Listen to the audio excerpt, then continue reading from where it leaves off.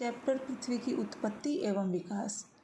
इसमें कल हमने पढ़ा था कांट की वायव्य राशि परिकल्पना। आज हम पढ़ेंगे लाप्लास की निहारिका परिकल्पना। जो लाप्लास महोदय हैं ये खगोल शास्त्री थे, फ्रांसीसी और एक गणितज्ञ थे। इन्होंने जो परिकल्पना अपनी प्रस्तुत करी, इन्होंने कांट की जो वायव्य राशि परिकल्पना थी उसको संशोधित किया, और जो उसको संशोधित करने के बाद उन्होंने अपनी पुस्तक exposition of the world system में प्रस्तुत किया, जिसे आगे चलकर निहारिका परिकल्पना के नाम से जाना जाने लगा। जो लाप्लास के अनुसार जो विकिरण है, विकिरण के द्वारा जो गैसीय पदार्थ है वो ठंडा हुआ और गुरुत्वाकर्षण के कारण निहारिका सिकुड़ने लगी तथा उसकी जो घूर्णन गति है वो बढ़ने लगी। घूर्णन का बच्चों रोटेट यानी रोटेशन, जो वस्तु अपने ही अक्ष पर या अपनी ही धुरी पर घूमती है, ठीक है, घूमना, अपनी ही धुरी पर जो घूमती है उसे घूर्णन यानी रोटेशन कहते हैं।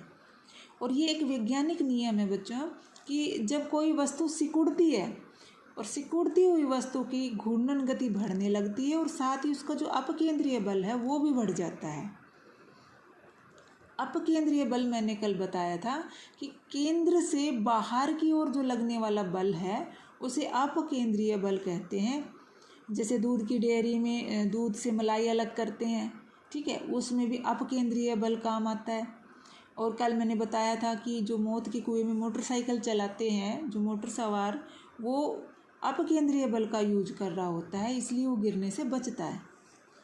जब अपकेंद्रीय बल गुरुत्वाकर्षण शक्ति से अधिक हो गया तथा निहारिका की भूमध्य रेखीय भाग में कुछ उभरा हुआ पदार्थ भारहीन होकर एक छल्ले के रूप में अलग हो गया, यानी उस पदार्थ से एक छल्ला निकला, फिर उस छल्ले से कई छल्ले खंडित हो गए, कई छल्ले बने, एक छल्ला निकला बाहर घूमते हुए पदार्थ से, अब उस एक छल्ले से फिर 9 छल्ले बने और धीरे धीरे वो ग्रह के रूप में परिवर्तित हो गए। और इसी प्रक्रिया उपग्रह की है कि उन ग्रहों से फिर उनके जो ग्रहों के जो उपग्रह हैं वो भी इसी प्रकार बने। निहारिका का जो शेष भाग है, जो भी बचा हुआ भाग है, वो जो वर्तमान रूप सूर्य के रूप में हमारे सामने है, यानी बचा हुआ भाग सूर्य के रूप में रह गया।